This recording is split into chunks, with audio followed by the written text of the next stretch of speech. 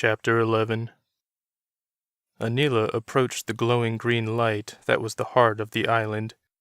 She wished she could find some way to get closer to it, but she saw nothing in the cavern of green and purple crystals that would help. "Make way!" a voice called from the tunnel on the other side of the cavern. The Hexel slithered through with Victor on top. He pulled on the reins and looked around. "Anila?" "Over here," she waved from the bottom of the path, separating herself from the chest-high crystals. Victor steered the giant weed toward her.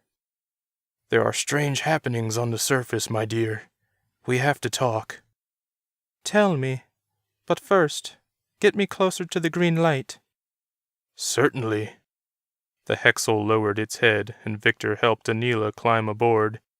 Then they lifted a few dozen feet into the air. "What's happening?"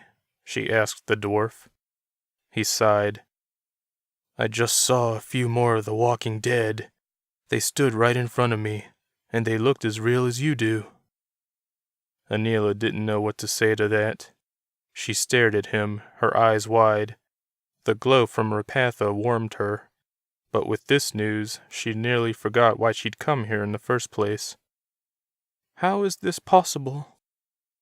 "Champagne said it was because of what's happening to the island. The dead are rising and migrating to the people who meant the most to them in life." "He speaks the truth," Rapatha said.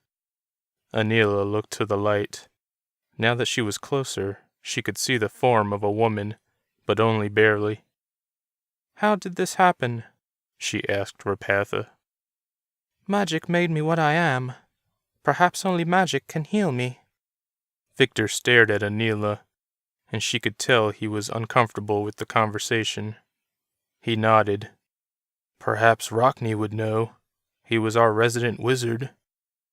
Anila shook her head. "Rockney's dead." "Oh no." Victor nodded.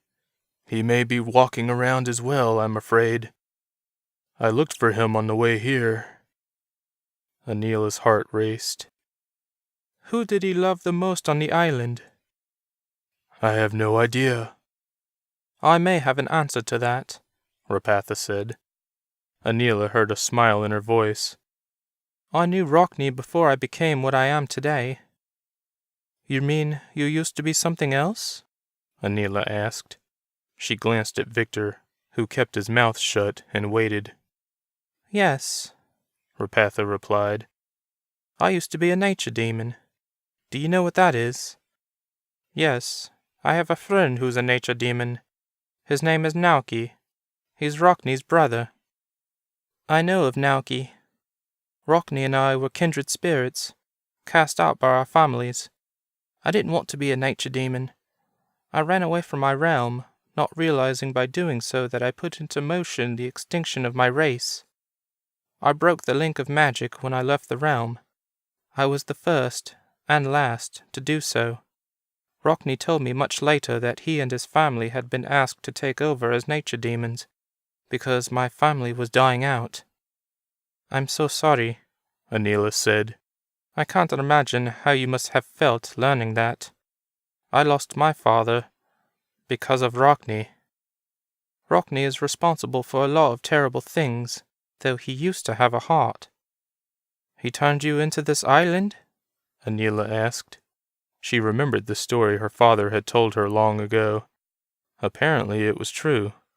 She hadn't believed it until now. "No, it was someone else. Rockney loved me, but not as much as he loved his plan for revenge against his father and brother. I didn't support his war, and I ran away from him the way I ran away from my home.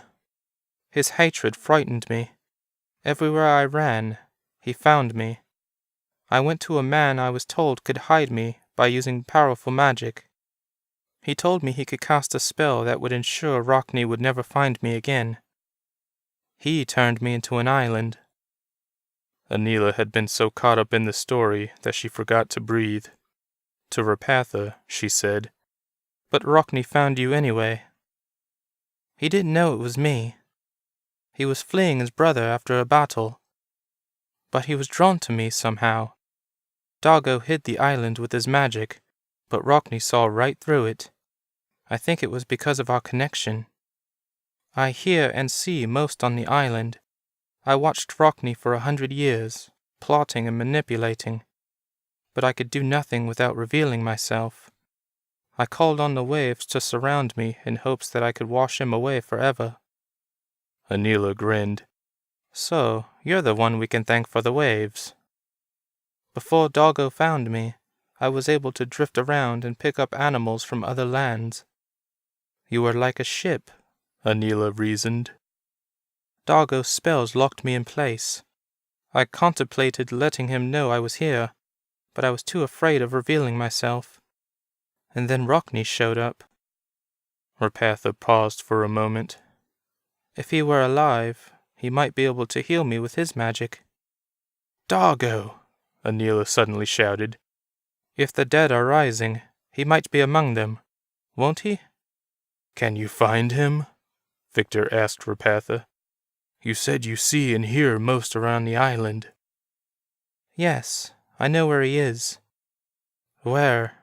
Anila asked. Where you buried him. Good. The last thing we want is for him to return. He was a wizard too, after all, but I doubt he would help us if he woke up. I promise, Rapatha, we will help you. I know you will, Queen Anila, the gentle spirit said.